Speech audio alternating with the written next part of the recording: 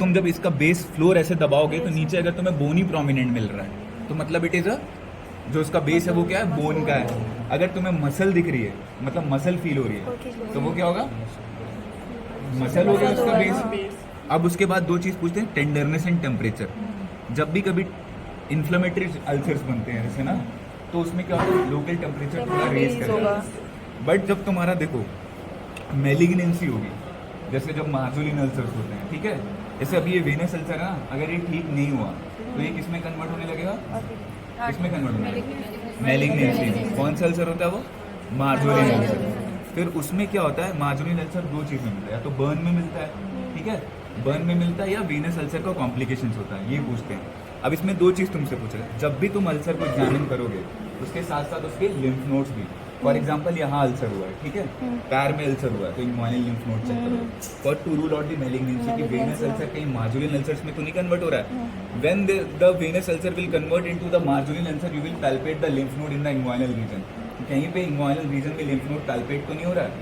अगर lymph node palpate हो रहा है तो दो ही चीज होता है, या तो ट्यूबरकुलर होगा, अगर फॉर एग्जांपल ट्यूबरकुलर अल्सर जिसे गमेटस अल्सर बोलते हैं, या इट इज अ मेलिग्नेंसी, तो इनका इन्वाइनल लिम्फ नोड पैल्पेट करके चेक कर सकते हैं। लेकिन ये अभी एक्टिव है, कोई डिस्चार्ज है इसमें से नहीं। तो ये heeled ulceration.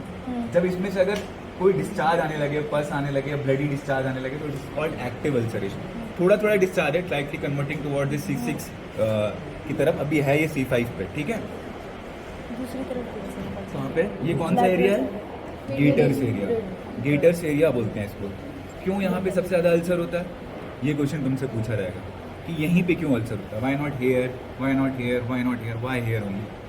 It is because maximum pressure यहाँ पे होता है, मैक्सिमम जो तुम्हारी परफोरेटर्स होते हैं वो यहीं पे होते हैं, तो इसलिए सबसे ज्यादा अल्सर्स यहाँ पे बनते हैं, ठीक है। फिर ये पूछेगा तुमसे पिगमेंटेशन क्यों हो रहा है, प्रशंसा पिगमेंटेशन क्यों हो रहा है, लाइपोडर्मेटोस्क्लेरोसिस क्या होता है। देखो अब इसकी स्किन देखो शाइनी हो गई, बट इतनी शाइनी नहीं है एज कम्पेयर टू दिस, ठीक है। इसका देखो कितना शाइनी है, मतलब जब स्किन थिन हो जाए, शाइनी हो जाए, उसके बाद इन्वर्टेड शैंपेन बॉटल अपीयरेंस, जब तुम ऐसे देखोगे तो ये पतला हो जाता है, ठीक है, और ये मोटा हो जाता है अभी। तो जब ये टीबिया का जो लोअर पोर्शन है वो एकदम पतला हो जाए और ये ऊपर थोड़ा मोटा हो जाए, तो उसमें इन्वर्टेड शैंपेन बॉटल अपीयरेंस का शेप आ जाता है, इसी को बोलते हैं लाइपोडर्मेटोस्क्लेरोसिस, ठीक है। अब बताओ समझ में आया?